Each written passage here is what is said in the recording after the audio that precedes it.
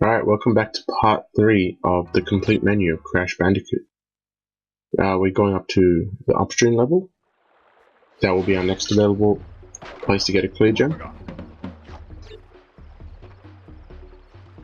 And I believe in the Japanese version, this is where you first find out through an Aku hint that you can get clear gems.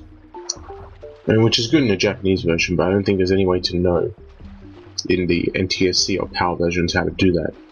Maybe if you get lucky, or if you're just a complete klepto, you'll figure it out eventually.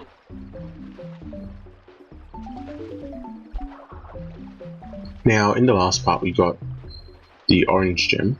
I'm just going to keep calling it orange for consistency's sake, because, I mean, it looks yellow to me, but whatever. Nearly everyone else calls it orange, we'll call it orange. The secret pathway is at the end of this level. You pretty much go beyond the exit, the warp exit. Exit warp? Warp exit? I don't know. The thing that takes you to the end of the level, you go past that. And yeah, there's a couple more boxes just sitting there. But there's not many boxes as you can see in this level where I'm actually nearly done. Oh, and there is a second part, which is hard to do with this slippery moss tree trunk. But you gotta jump onto these, and there is a life box at the... Well, they're Wumpa now because I have done this a couple times, but there's a life crate under there. That's the first instance of the orange gem being helpful, and then there'll be a second part at the end.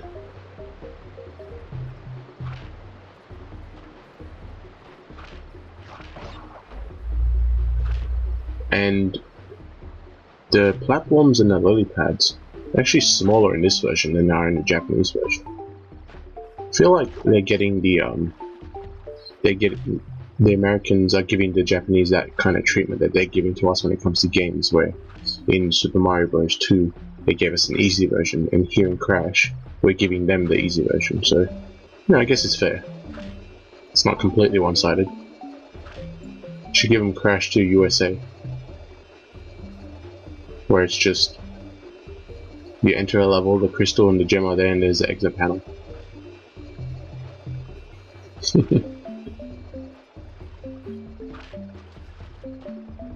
So here we go, here's a little secret area.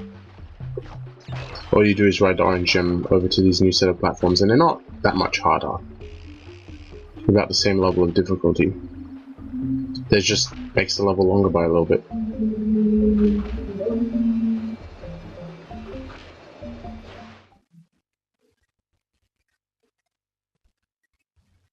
Alright, and there we go, that's our 12th gem. This one's a clear one, I believe. Yep. And we're nearly halfway there. So the next one is toxic waste.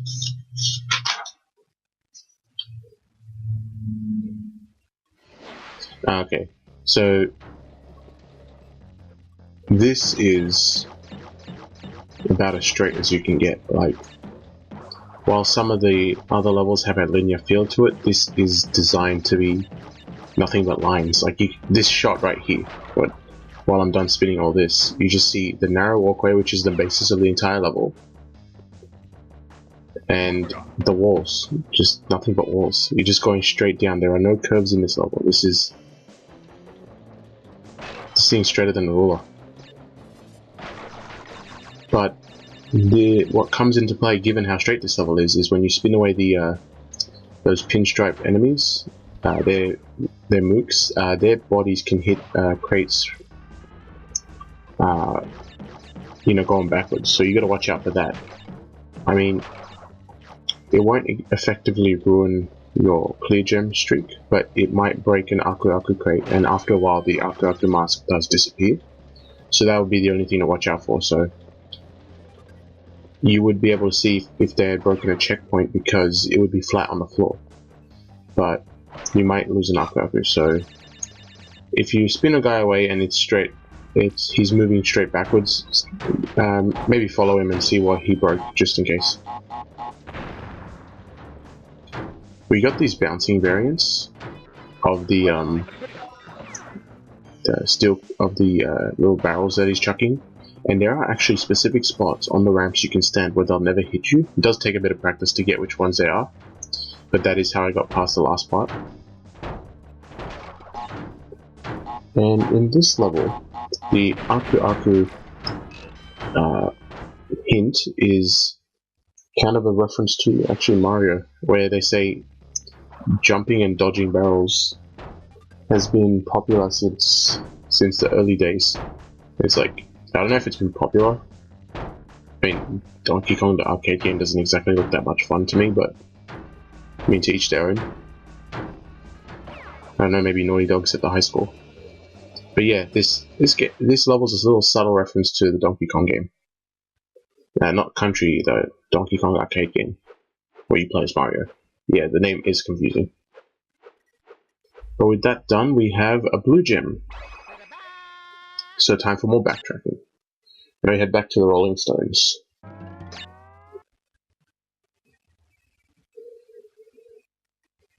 Actually, a little tidbit in terms of, if you can see the world map before I enter level, that's usually my first try.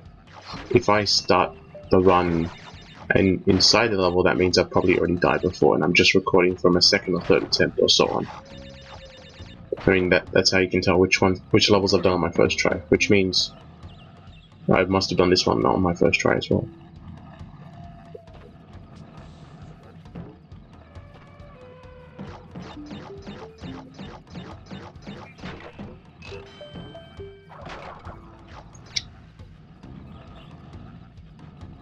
This one would be the second, I guess, I mean, to be redundant, the Rolling Stones type level, because there was also the third level, Jungle Rollers, and there probably isn't a third one, but there's that ongoing theme, and there right there is an example of the TNT blowing up without blowing up the one underneath it. And so it acts like as if it was just a crate and it just like someone had broken it. So the same thing can happen to those 9 crates over there. So the trick is just to wait on that green little platform with the column. That's close enough for the TNT to work how it should and blow up all 9. There is a life in the middle of those 9 crates if you want to get that. Not much of a risk, but you'll have to abandon it if you happen to set off the TNT prematurely. But other than that, that's the one instance where you got to watch out for, because if you jump on a TNT and jump away, you're gonna maybe not detonate all those crates, and that'll screw you out of getting the color gem.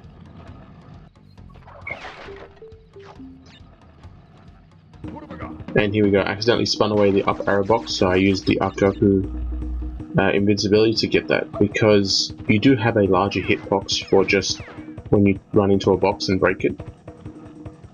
I would imagine it's about as wide as the feathers on Aku Aku, because that stretches out a little further than Crash when they're wearing it.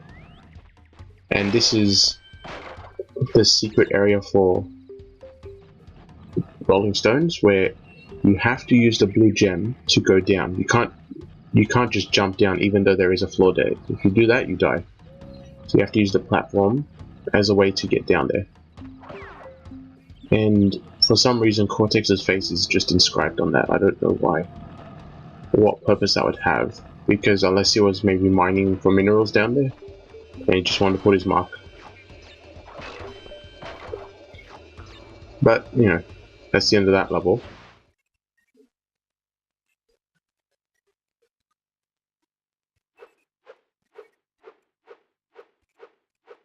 And now we're officially at the second half. We've already passed it, but we are now getting into the second half of all the gems.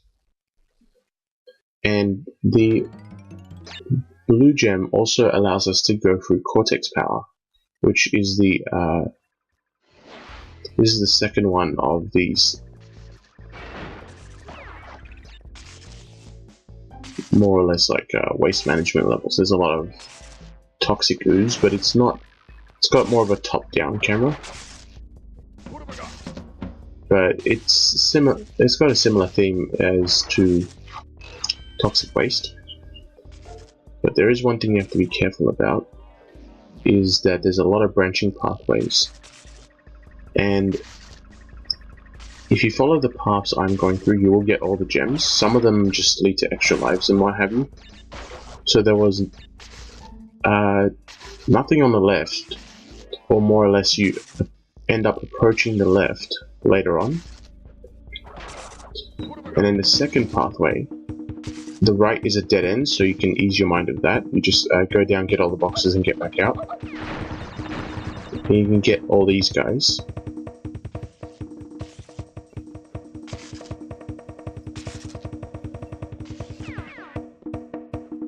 And if you see these blue pipes, they're usually an indicator of a split route converging back on itself. So you can go down these in the initial run through, but it's easier with the blue gem because it then leads you to stuff like this. So you can't go backwards anymore because of those red electrical gates, but you can get this. I believe that's the only box in that pathway, and there's several of these pathways, so you gotta, I mean, having this visually is a great help. But if you do exactly what I'm doing, you'll be alright.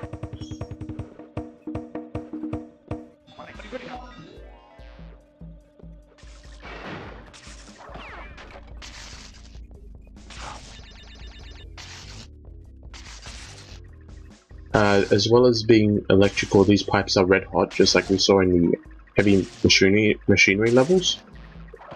So you don't want to touch any part of it. You don't want to be electrocuted or burnt. And here we go, another instance of the blue gem. I'm gonna ride this one back. These ones you can, the blue electrical ones, they act like a cold pipe, so you can run up to them and touch them, but you can't touch the electrical spires. But you can touch the pipe connecting them at the bottom.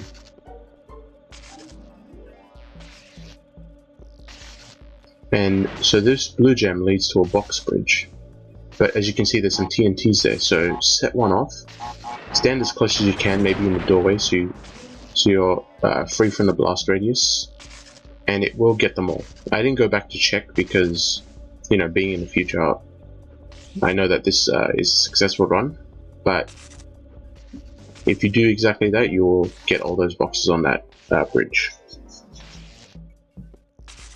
Unfortunately, I believe there's even more dangerous box bridge at the very end of the level, and there's no TNT to help you there.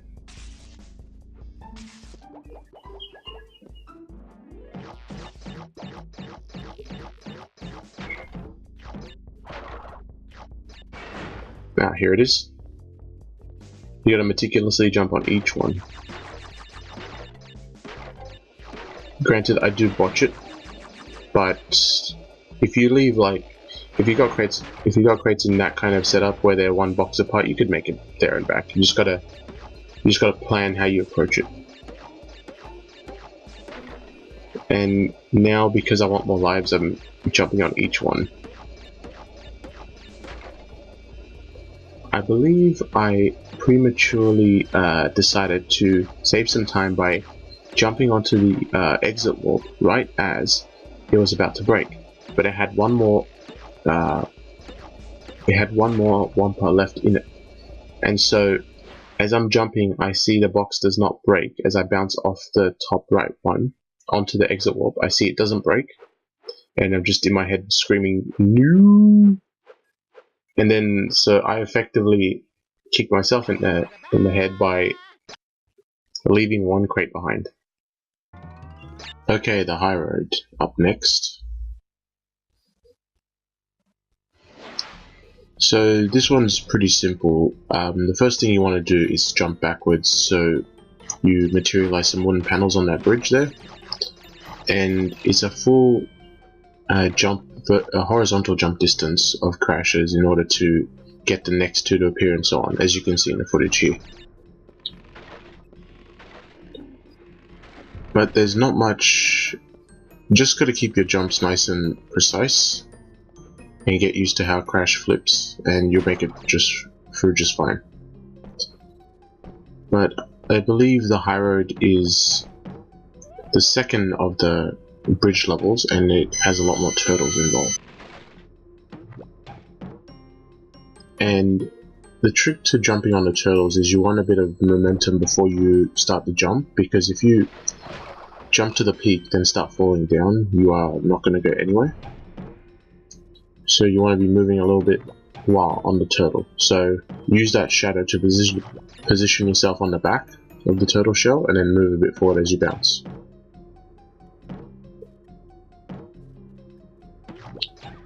Weird little, I guess, graphical oddity is you can see the island over there where the Wumpa counter just disappeared from. That is the third island.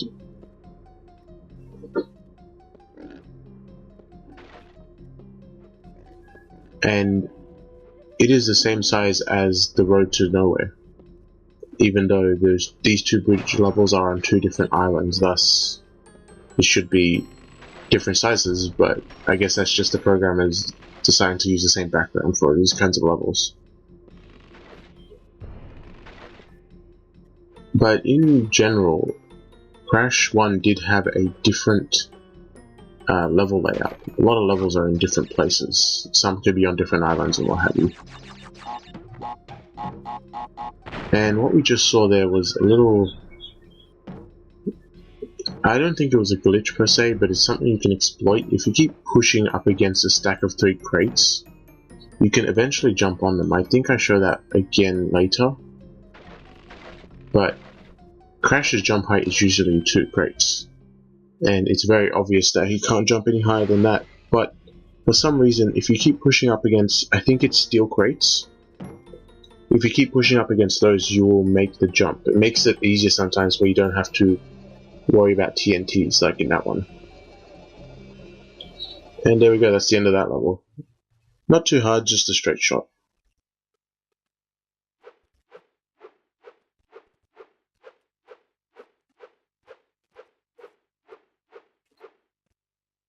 Another clear gem for the total.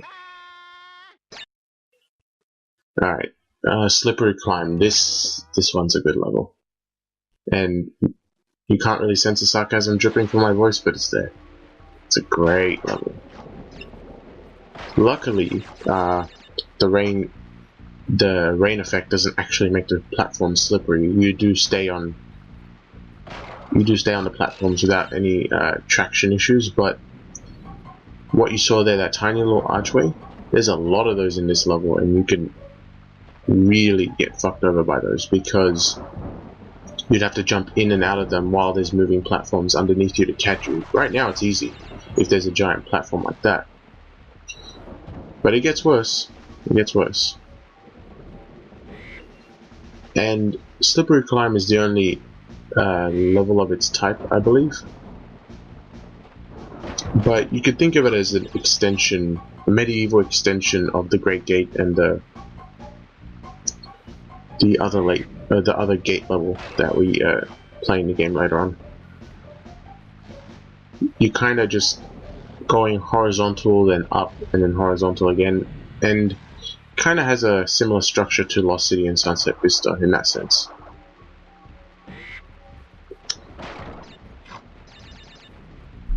But if you take every jump carefully, it shouldn't be too hard. Stormy Ascents were worse than this, but that was cut from the game. But I believe they brought it back as DLC for Insanity Trilogy. That's going to be a fun one to 100% in time trial.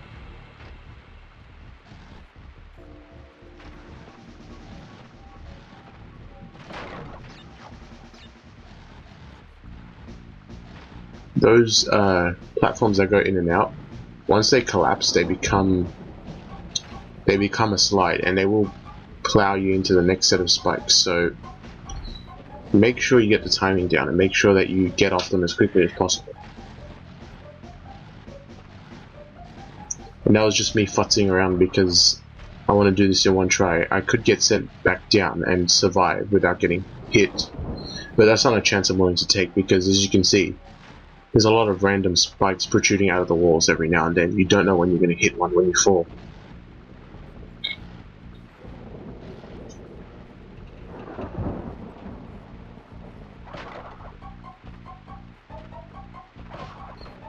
But here we are on the upwards climb.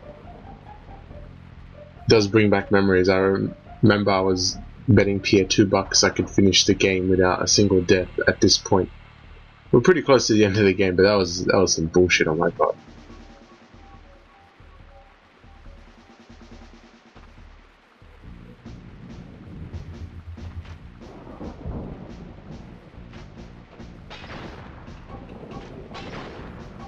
And then just like Sunset Vista, we go stroll along the top, and I was lucky there. That was actually pretty lucky. But that's what I'm talking about. If there could have been a spike there, and that could have ended that trip early. But I seem to be having a lot of close calls in this run through of the level.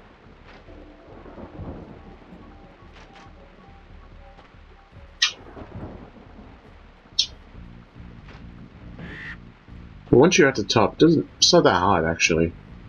You're mostly dealing with these rotating platforms and these vultures, but there may be one more of the archway boxes, but I might be wrong.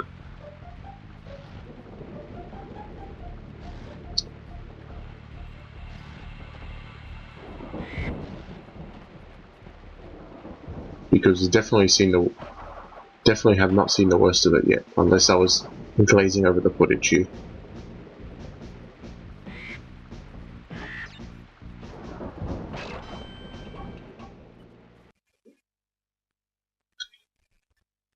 Do I show off? Yeah, I do show off the embryo rounds.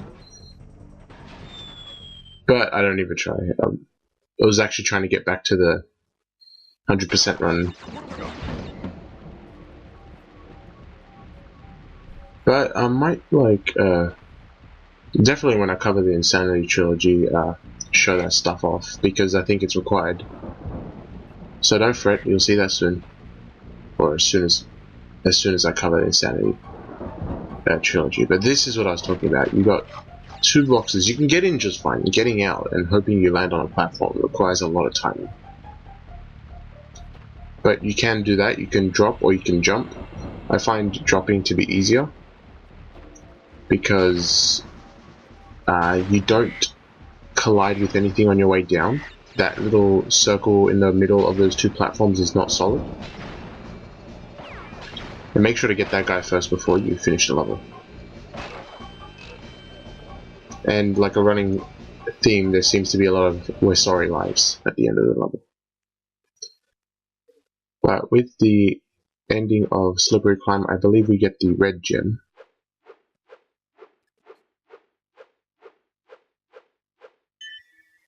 Or pink, in this case. But with that, I'll see you guys for the next part.